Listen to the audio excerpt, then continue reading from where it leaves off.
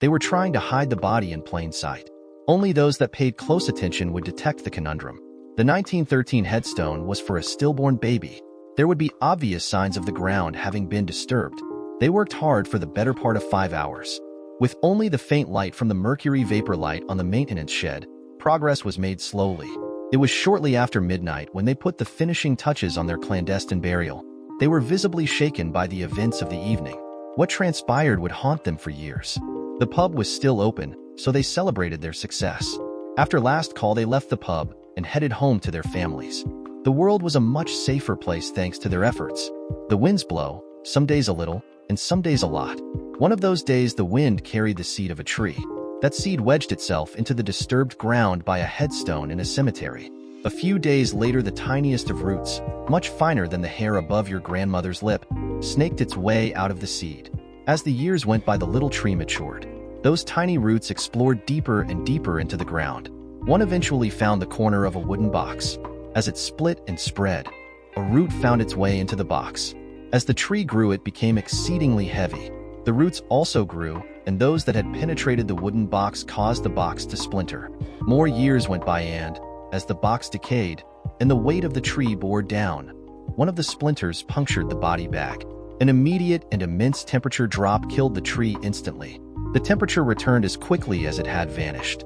Undisturbed for 20 years, the tree shed its leaves within days. Trees die every day. No one would appreciate that this tree was as healthy as any in the cemetery a week ago. My name is James Robert Adams Jr. Everyone calls me JR. I'm a second-generation detective for the Wheatville Police Department. My father was also a detective for that same police department and retired 10 years ago. He now lives in an assisted living center as he has dementia. I visit him a few times a week and I share details of unsolved crimes with him. He doesn't always know what to do with the television remote. On a good day, he can recount the most insignificant details of a long unsolved crime, such as this mental disease that afflicts him. My wife of 18 years is Loretta. We have 2 kids in high school. My mother never did like Loretta. She said it was something in her eyes. Mom died several years ago from lung cancer. Loretta made it clear that she wouldn't lift a finger to help with my father or his house. In a sense, I can't blame her. She was never welcome in their home. I'd like to say my marriage is strong and that the love is growing every day. It isn't, and I can't really tell you why. I know my rotating schedule plays havoc with family time, but it's my job. She doesn't need to do all of the volunteer work she does, but it seems to make her happy. Loretta has a full-time office job and was recently promoted. It's a lot of little things that have me aggravated. A few months ago, I bought Loretta an expensive pair of earrings adorned with diamond-encrusted dangling angels. She wore them that night and one other time. Even then, it was only after I asked her to wear them. Last week, I asked her to wear them again, but after searching for a bit, she said she had misplaced them. There are unexplained gaps in her schedule which have resulted with the kids grabbing rides from friends. The guys I work with have alerted me to the possibility that she's having an affair. I am easily in the denial camp. It seems impossible to me. I've examined the timelines of what she says she's doing and the conflicting signals afterwards. Sometimes it makes me wonder if there's been a change in her sexual appetite or performance. I haven't noticed it. Something isn't right, but I seem to be hesitant to delve further. I don't travel for my job, and neither does she. We're both very involved with our kids' sports programs. There's a lot of fundraising to pay for those competitive teams. We hope the payoff comes when it's time to ante up for their college education. Wednesday night, after the tree's sudden demise, Rhonda and Mark met at the pub across from the cemetery. She was sneaking around on her husband. Mark was a coworker and a sex hound. He had heard she was a disgruntled wife. It only took a few days of hustling to bring their first coupling. They had been doing this for the last 3 months. After a few beers, they scurried to their rented room. Rhonda shed her top and bra, then dropped to her knees. Mark fumbled with his belt as Rhonda unzipped him. His clothes slid down his legs. The slurping sounds and grunting increased until Mark filled Rhonda's mouth.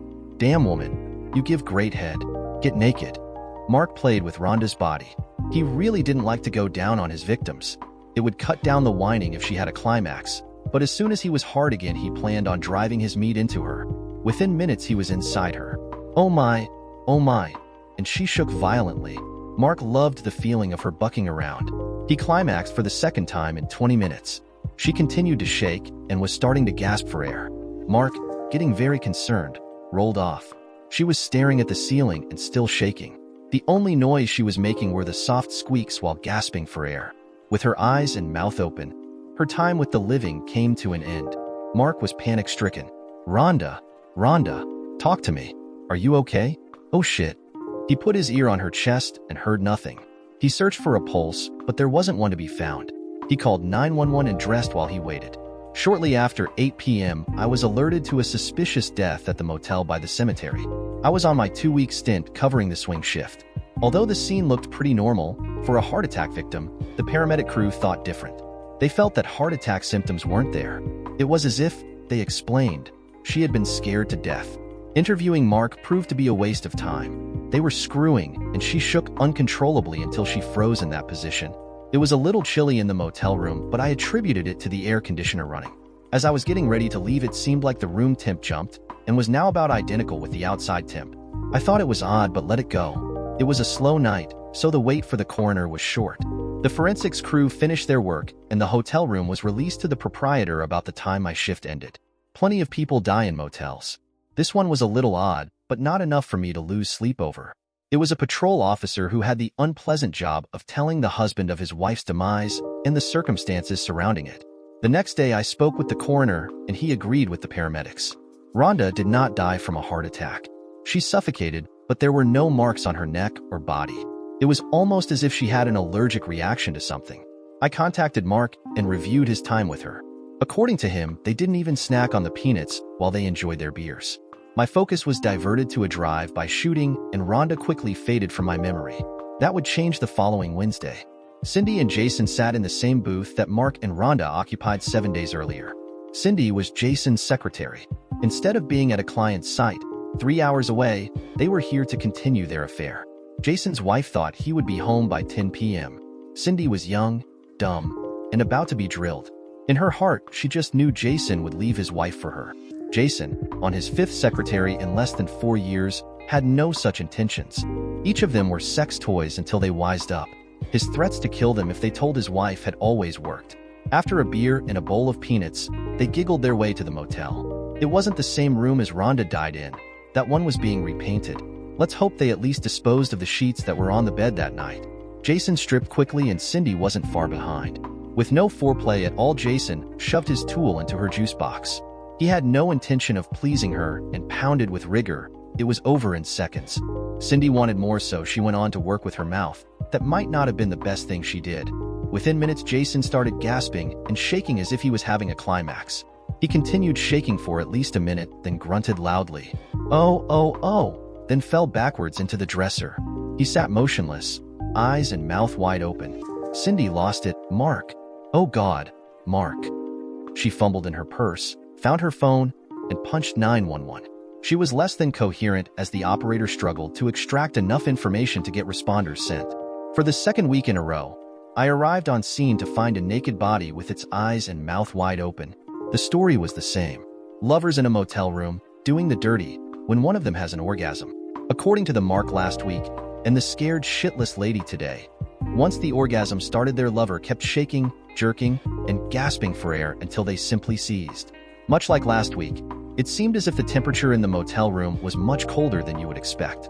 Although the scene looked pretty normal, for a heart attack victim, the paramedic crew thought different. They felt that heart attack symptoms weren't there. It was as if, they explained, he had been scared to death. Talk about deja vu. This was a different paramedic crew, and their observations were practically identical. Interviewing Cindy proved to be worthless. He was screwing her, then shook uncontrollably until he froze and fell backwards. One difference that might help is that, although he had filled her earlier, he was not having a climax as she gave him a blowjob. As I was getting ready to leave, it seemed like the room temp jumped and was now about identical with the outside. Again, I thought it was odd, but this time I didn't let it go. I checked and found the air conditioner was in the off position. We had to wait about 90 minutes for the coroner. The forensics crew finished their work, and the hotel room was released to the proprietor. My shift had ended an hour earlier, but getting this case solved had become my top priority. Much like Rhonda's death, this one was a little odd, but not enough for me to lose sleep over. It was a patrol officer who had the unpleasant job of telling the wife of her husband's demise and the circumstances surrounding it. The next day, I spoke with the coroner, and he agreed with the paramedics. Jason did not die from a heart attack. He suffocated, but there were no marks on his neck or body. It was almost as if he had an allergic reaction to something. I contacted Cindy and reviewed her time with him. According to her, they had lunch at a Subway earlier in the day, and then a beer with peanuts at the pub before using the motel room. The coroner also had Rhonda's blood work results to review. It was a disappointment as it provided no clues. A healthy woman has a seizure from an unknown cause, then expires. No puncture wounds from needles, no blunt force trauma, and no bruising. Talk about a cold case from the start. I took my dad out to lunch on Friday. Some days he's off in his own little world. Today he was ready to help me with my cases. You can quit your job, but it's tough to quit what you loved doing for so many years. I had never seen him react the way he did when I brought up the 2 unsolved motel deaths. The color left his face. JR, do me a favor, let's drop by the cemetery by that motel. Now. What is it, Dad? Let's go now. It only took 30 minutes to navigate to the back 40 of the cemetery. Dad burst from the car. His walk had purpose and his steps were quick and light. We arrived at a grave for a stillborn baby. The headstone read 1913. Where the hell did this tree come from? Ah crap, there's a hole in the ground. It's on the loose again. Dad, slow down. What's on the loose again? The infidelogist. Never heard of it. What's an infidelis, or whatever you called it? Take me home, my home. Not that sinkhole you have me imprisoned in. He retraced his steps quickly and was waiting in my passenger seat. As I drove, I heard him muttering shit, shit, shit. I followed him into the house he shared with my late mother. He hadn't lived there in about 18 months. It smelled a little stale. He hurried into his office and pulled out the bottom drawer of his filing cabinet. Down on his knees, he reached deep into the belly of the cabinet. Eventually, he pulled out a zippered satchel. Join me in the kitchen. Like a puppy, I followed him. He carefully extracted what appeared to be a very old document. There were several sheets and flakes of paper were drifting to the floor. The rolled pages were very brittle. The script penmanship reminded me of an ancient scroll. Here it is, The Infidelogist Curse. Call me crazy, but let me tell you a story. About 20 years ago, we had a rash of lovers dying in the motels down by that cemetery. I was assigned to the case, and it was unlike any other I had ever encountered. All told, I knew of 9 deaths before I put an end to it. When you are investigating these things, you always suspect that the second or third ones are copycat killings. But they were all just as bizarre, and the only thing they seemed to have in common was a stop by the pub before their demise. Oh, and they all died on a Wednesday. The hair on my neck stood up, and I felt goosebumps form on my forearm. I staked out that pub. I actually saw 3 of the unlucky couples leave the pub before one of them met their maker. Nobody followed them. With one of the couples, I was already inside the pub the night they came in. They had a beer, dropped a tin spot on the table, and left. I followed them outside and watched as they walked across the parking lot to the motel. I stayed in my car and was doing paperwork when I heard the 911 call. I was the first one on the scene. It was just like the others. I lost a lot of sleep over the next few weeks. 2 more deaths occurred before I changed tactics. I focused on the husband of the first victim. His wife was the first to die, and this dude was weird. He was into the occult and witchcraft. I took him down to the station, but he had an airtight alibi. The day after I interviewed him, this satchel arrived addressed to my attention. You can have it. What it says is that you can bring to life this creature who will suck the life out of an adulterer. The infidelogist penetrates the body and stays there until the victim has been dead for about an hour. The infidelogist always returns to its birthplace. Look in the satchel. There's a note. I fished it out. It was brought to life in the pub at 52nd and York. All right, Dad, let's say I buy into this infidelogist thing. What does the cemetery have to do with this? If you read through the sheets, you'll find that you can capture the infidelogist. On a moonless night, you must decapitate the victim. Then you put some occult symbols and other bizarre shit into a container containing the victim, minus its head. You have to do this before the infidelogist has left the dead body. 20 years ago, my partner and I followed a couple out of the pub. They must have been poor as they just went behind the dumpster and started having sex. We stayed out of sight and then heard the lady scream and run away carrying her clothes. We saw this guy with his pants around his ankles laying on his back. His mouth and eyes were wide open. I ran back to my car and grabbed the body bag and sack of occult crap that I had prepared. In record time, we had this guy bagged and in the trunk of my car. We put his head under his car. I drove through the maintenance entrance of the cemetery, then located the grave site of the stillborn baby. It took us about 5 hours to plant the guy. We put him in a makeshift plywood box my partner had constructed. He had stored it next to the maintenance building in preparation for this. That tree must have punctured the casket and released the infidelogist. What a story. I sat stunned and quickly scanned the sheets of paper. Who believes this crap? I was starting to. My 2 deaths mirrored those my father had described. Dad used the bathroom, and then I did too. I found a pair of earrings on the back of the sink counter. The missing angel earrings had been found. Since Loretta never helps me with my folks' place, my stomach was cramping and my pulse was racing. After I composed myself, I took Dad back to his sinkhole. My shift was just starting, and it was a very quiet evening. I reviewed both case files and put in a records request for the files from 20 years ago. The similarities were too great to ignore. Whatever happened and stopped 20 years ago was happening again. I grabbed the satchel and drove over to the pub.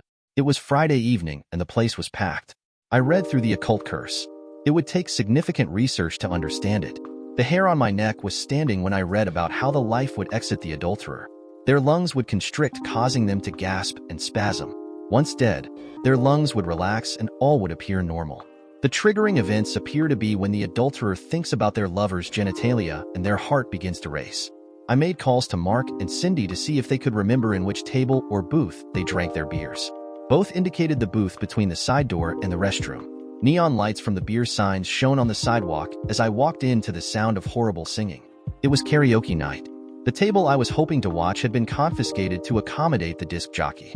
I left for the evening. My time on the swing shift was over for a month, but I was prepared to do some freelance overtime. The more I thought about the earrings, the more disgusted I became. The only reasons for taking the earrings off were not very appealing. I have to beg her to wear them and her lover doesn't? Who in the hell was she screwing? It pissed me off to no end that she was soiling my parents' home. The next few nights, I avoided Loretta. I wrote down all of the things I didn't like or had concerns about. I logged into our cell phone account and reviewed Loretta's activity. I marked down the unknown numbers from the calls and texts. A pattern was there to be found, and it wasn't too tough to find it. On my swing shift nights, especially when one of the kids had a game, there were calls and texts. I found 2 numbers with that recurring theme. The account history only went back a year, and it's been going on for at least that long. Now I had to find out who owned those numbers. I used every legal tool I had, but both numbers were still a mystery. With the periodic internal audits, I certainly didn't want to chase my personal demons using city resources. Loretta seemed concerned when I declined sex all week. I had no desire to touch her at this point. On the next Wednesday night, I found a seat at the bar. There were a pair of girls on the stools, and it didn't take long before they made some small talk. I tried my best to turn off my detective mode, but to no avail. Once I asked too many questions, they clammed up and found a booth. I gave the bartender my credit card and told him I might be in and out all evening. Loretta didn't like that I was out for the evening, but I told her it was important and work-related. I offered that she could join me if she had any doubts. She declined. Around 6:30 p.m., a touchy-feeling couple sat in the booth between the side door and the restrooms. They ordered some nachos and a pitcher. The lady looked at her cell phone a few times, but that was the only thing I noticed. They took turns using the restroom, paid their bill, and left the pub. I noticed a cold wave as they passed me. They climbed into a pickup truck and drove off. It was just after 8 p.m. and the pub was dead. I called it a night. Charlene and Dave enjoyed the nachos. They had tried them last week. The pub seemed a little chilly tonight. Dave's wife was at her mother's house helping with his father-in-law. Charlene, freshly divorced due to her cheating, was just looking to get laid. They had been sneaking around for the last 6 weeks. Dave was proud of his ability to hide their indiscretions. He had his hand under Charlene's bra, and she had his zipper down and was squeezing his Johnny. Thankfully, the side street they were on was as quiet as a ghost town. Dave's truck slammed into the giant oak tree. Paramedics found 2 deceased. Dave was frozen in time with his mouth and eyes wide open. Charlene's head was in his lap when the steering wheel crushed her skull. When I picked up my agenda, on Thursday morning, someone called to me, "Hey JR, didn't you have some deaths where they had their eyes and mouth wide open?" "Yeah, I did. 2 weeks in a row." "Why'd you ask?" "Car crash last night. 2 killed, but the coroner said the driver was dead before the accident. He had his eyes and mouth wide open." "You got any leads?" "Maybe. Is there a folder on them?" I tracked down the folder and stared at the IDs. It was the couple that had the nachos and left in the truck. My stomach was churning. I read the details of the deceased. Both were dead, although only the guy had the eyes and mouth thing. I was a believer. I called my dad and set up a lunch date. "Glad you could make it, Dad. Like I get to go anywhere?" It struck again last night. 2 died, but only the man was wide-eyed. He was an active adulterer. They weren't even having sex at the time, just going somewhere in his truck. "Did you ever have anything like that?" "No, But that kind of changes things. How so? How are you going to catch it if they drive off? Why would I want to stop it? You have to. Can you imagine the panic if this happens 20, 50, or 100 weeks in a row? Dad was really upset about this. He blamed himself for not burying the infidelist better. I spent a few days tracking down the man whose wife was the first victim 20 years ago. He had moved several times and was now deceased. When his body was found, it appeared that he had been tortured. There were signs of ritualistic burns consistent with the occult. I guess when you play with fire. I asked to be put back on the swing shift for just Wednesdays. Wednesday around 6 p.m., I greeted the bartender and surrendered my credit card. A lady too young to drink sat in the suspect booth. After checking her ID, the waitress brought her an iced tea. I asked the waitress how old, and she indicated 18. It was nearing 7 p.m. when I had to relieve myself. As I came out of the restroom, I was shocked to see my neighbor, Tim, sitting with the 18-year-old. He was so into her that he didn't notice me. Unfortunately for Tim, she had chosen the booth between the side door and the restrooms. I decided to wait outside. She was draped on his arm as they left the pub. She climbed into his minivan as he fondled her sizable boobs and hips. Tim simply pulled into a dark area of the motel's parking lot. I watched in silence for about 10 minutes until the blonde beauty burst from the car screaming for someone to call 911. She grabbed her panties, bra, and blouse from the car.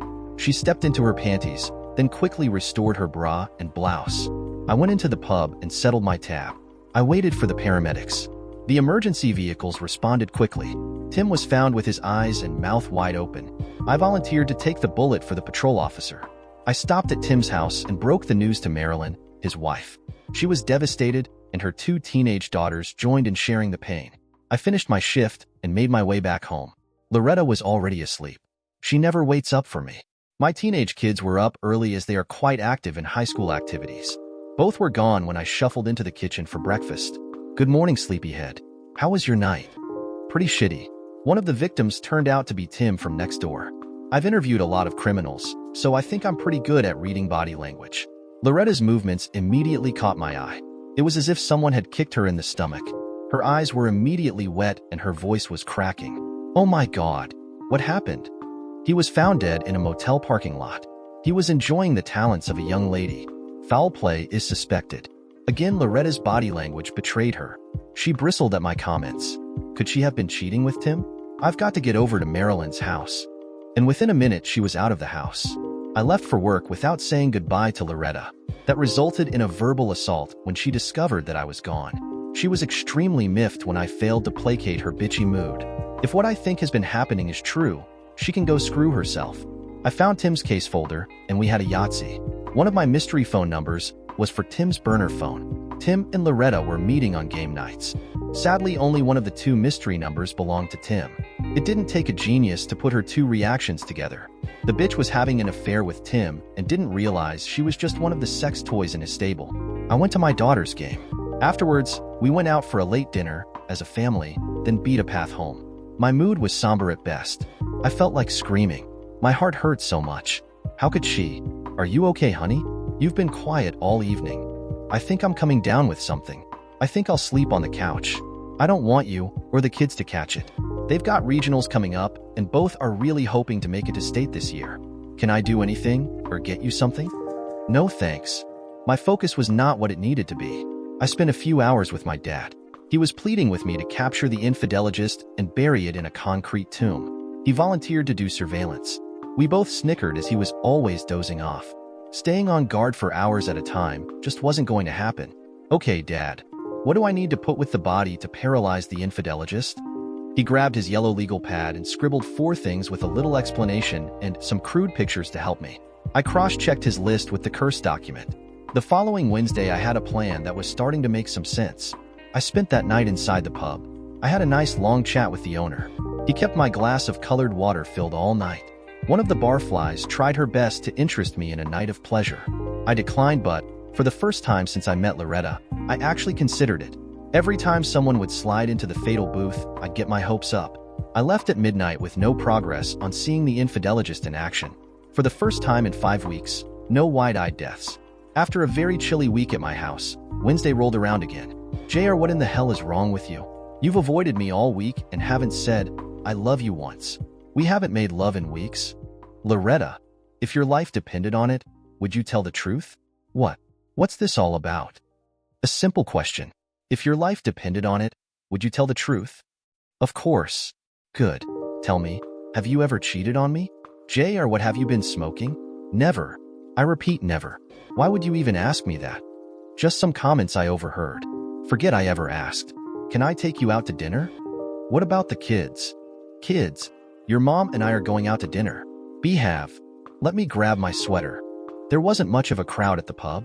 6 p.m. on Wednesdays were like that. I found a nice booth between the side door and the restrooms. After we had our drinks and some nachos, I gave Loretta her last rites. Let me tell you a story, Loretta. I've been investigating a very unusual string of deaths. It's a fascinating mystery. 4 out of the last 5 weeks, on Wednesday night only, there has been a mysterious death. I've been spending all of my time on this case. As bizarre as it seems, there's some kind of ghost that takes control of the victim and squeezes the life out of them. A ghost? Come on, JR. You can't be serious. Dead serious. I've been able to put together a profile that matches all of the victims. On each of the Wednesdays, the victims sat in this exact booth about this time of day. Tim and his teeny bopper sat here 2 weeks ago. Loretta looked spooked. Why in hell are we sitting here then? Calm down, Loretta. The only people who died were adulterers. Anybody else who sat here is still living. I know I haven't cheated on you, and you assured me that you hadn't cheated on me either. Oh, by the way, I found your earrings. Did Tim have a nice tool? There was a sudden change in temperature. Loretta was visibly shaken as I slid the earrings towards her. I don't know anything about Tim. Where did you find the earrings? In the bathroom at my dad's house. I wonder why you were there. I also wonder why your cell phone number had been called from Tim's burner phone. I sure hope you didn't lie about cheating on me. That ghost is deadly accurate, and I would never put the mother of my children in danger. It wasn't a smile. It was more like a smirk that I gave Loretta. The enormity of what I said began to sink in. You a-hole. You knew. You think I knew? Loretta dashed out of the booth, and you could hear her puking in the ladies' room. When she failed to return after 5 minutes, I asked one of the barflies to check on her. The coroner put Loretta's time of death at 6:44 p.m. I feigned being devastated. The funeral home did a good job of making her face presentable. Corpses never really look lifelike in their coffin, and Loretta was no different. I took some time off and dealt with the aftermath of Loretta's sudden demise. There was another mysterious pub-related death the Wednesday after Loretta died. My first taste of post-Loretta life came quickly. Every day people were dropping by with trays of food. My daughter's best friend, with her mother Kelly in tow, rang our doorbell. Kelly dished out the food, and once the teenagers ravished it, we were left alone in the kitchen to clean up. I was loading the dishwasher when I felt Kelly's tits poking me in the back. She snuggled up and wrapped her arms around my stomach. JR, sooner or later you're going to want a woman. I've been divorced for 5 years. I'm not looking for a husband, but I could certainly use a man every once in a while. I felt her right hand slide under my sweatshirt and play with my chest. I might be ready for you sooner than you think, Kelly. Looks like you are. Got a condom? I chuckled. Would you believe no? I'll bring dinner by again tomorrow. Try to be better prepared. Let's go into the bathroom and I'll help you with this problem. We snuck into the bathroom and I enjoyed my first standing up blowjob. It was over quickly. Been a while, has it, JR? You think? Thank you. That was very, very nice. You're welcome. As you can see, I'm very serious about my offer. Just like a teenager waiting for prom night to arrive, I was practically worthless at work the next day. The thought of having sex with another woman had me excited all day long. Kelly was everything I could have hoped for. She was warm, soft, and eager for sex. It had been so long since Loretta was like that. We lay together in the afterglow. JR, I have a few friends. Don't go thinking you're the only one. I expect you'll be having more than a few lovers yourself. If you're interested, I've got a friend who could use some loving. Natalie, Kelly's friend, made me feel like a king. Life is going to be good again. A few days after the funeral, I received a call from a number that I felt I should know, but I couldn't place it. Hi, JR. This is Todd, Loretta's boss. Hi, Todd. What's going on? We've collected Loretta's things. Is it all right if I have them dropped off, or would you prefer to pick them up? Just set them on my porch. Thanks, Todd. I was nursing a beer that night when it hit me. The reason I knew that number was because it was Loretta's second mystery number. I pondered whether those were work-related or booty calls. More detective work was needed. I went through Loretta's email accounts and found a folder of saved emails. They say a woman has an affair for emotional reasons. Todd had worked his way into not just her heart but her panties. Revenge wasn't just a possibility. It was a certainty. Research showed that Todd was younger than me and had 2 grade school-aged kids. I spent Wednesday afternoon working the backhoe and cement mixer. It's amazing what you can get away with by putting up some traffic cones and slapping a bogus construction company sign on your truck. If my calculations were correct, the extra water I used in mixing the cement gave me a window of opportunity. If not, I'd have a cement-filled hole with nothing but cement in it. I had to finish the job by 8 p.m. With my clothes reeking of sweat, dirt, and cement, I put on my best fake mustache, sideburns, and hunting hat. I found Todd sitting at the bar. I guided him into the booth between the side door and the restrooms. We talked about how much Loretta would be missed. So tell me, Todd, how long were you two screwing? Panic-stricken, look, JR, it's not like I started it. Once I felt the temperature change, I asked Todd to join me outside as I had something for him to see. I had chosen tonight as the moon was black. Todd wasn't prepared to take a bullet as I pushed my revolver into his side. We walked across the street towards the cemetery and quickly disappeared into the dark night. Almost begging JR, she came onto me. She wanted the promotion and said she'd make it worth my while.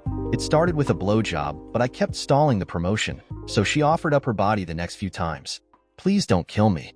I have a wife and 2 young kids who depend on me. I can tell you 2 things, Todd. I'm not going to kill you, but you're probably going to be dead in the next 15 minutes. I relayed the story of the infidelist. He tried to bolt, but I tripped him. Before he could get up, he started gasping for air, and within a minute, he was as dead as Loretta. Off came his head using the axe from my dad's garage. I put Todd's naked corpse into the body bag. I made certain that the bag still contained the occult crap in it. I zipped up the bag and was applying duct tape when the bag started shaking. Spooked doesn't begin to describe what I was feeling. I glanced over and made sure his head was still sitting well away from the bag. I glanced back at the quivering body bag and tried to calm myself. I positioned the bag and shoved its shoulders first into the deep concrete-filled hole. The bag wiggled its way down and slowly disappeared. I covered that last 2 feet to the surface with a mixture of salt and gravel. Nothing should ever grow there. A metal detector would detect nothing. Todd's car was found at the pub with his head and clothes on the front seat. No cell phone was found. I was involved in the investigation. The security videos failed to identify the stranger with Todd. The bartender told them he had never seen either of the guys before. The axe head sank into bottom of the lake by the park. I burned the axe handle and melted Todd's burner phone. It took a few days to find my dad in a lucent state. Dad, you're looking good. Care to take a ride? Sure. How are the kids holding up? About as well as you would expect. The suddenness, the shock of it all, has rocked them to their core. I made them play in regionals, though. I told them that Loretta wouldn't have it any other way. How'd it really happen, son? She puked herself to death. No, really, JR. You're not even close to grieving. I took her to dinner at the pub on that night. It was a Wednesday, if you remember. His shocked look caused a smile to crawl across my face. Almost stuttering, was she really? Yep, ×2. Both of her lovers suffered the same fate as her. The second one won't ever be found, if we're lucky. By the way, you didn't warn me about the body bag moving. With that busted smile, didn't I? Boy, I had nightmares about that for years. I pulled up next to the cemetery. The weeds were already starting to populate near the recently disturbed ground. I just wanted you to know that your pioneering work with the infidelist has paid off again. Last Wednesday should have been its swan song. How about you spending the night with me? It's Halloween and I think we're going to have a lot of trick-or-treaters and well-wishers. I'd like that, son. Good job. Couldn't have done it without you, Pop. I occasionally drive by the cemetery and glance towards that barren spot near the fence. There have been no arrests in any of the mysterious deaths. Since Todd was Loretta's boss, I convinced my superiors to let me be the lead detective.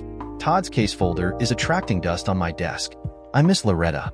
I just can't turn off the good memories. It's like losing a sister. The women in my life have made it very easy to forget about Loretta as a wife. The kids wanted a nice saying on Loretta's headstone. We agreed on Loretta Adams loved her children. Those earrings sit on the fireplace mantle next to a picture of my kids. The divorced and single moms, with grade school and high school-aged kids, have been stopping by with meals and offers of friendship. I've gladly accepted all of the food and several of those offers for friendship. Some are more talented, but all have been worth it. Todd's wife left the area. Marilyn and I are just friends. She doesn't know that Tim and Loretta were lovers. I see no reason to cause her any more pain. Kelly and I are twice-a-month friends. I'm a hard salami to her. Natalie is a little more often than that. She makes love to me. It's hard to not fall in love with someone like her, but but her scars are deeper than mine. She won't talk about her divorce, other than to say he cheated. So I suspect she rose above seeking revenge. I got my revenge. She's a better person than I am. I have nightmares about that body bag wiggling itself into the concrete. I may not understand the occult, but I no longer immediately dismiss it. I've laid in bed and wondered, what would I do if I did start another relationship and she cheated on me? It's not like a pickaxe is all that expensive. Dear listeners, please share your thoughts in the comments section below and don't forget to like, share, and subscribe.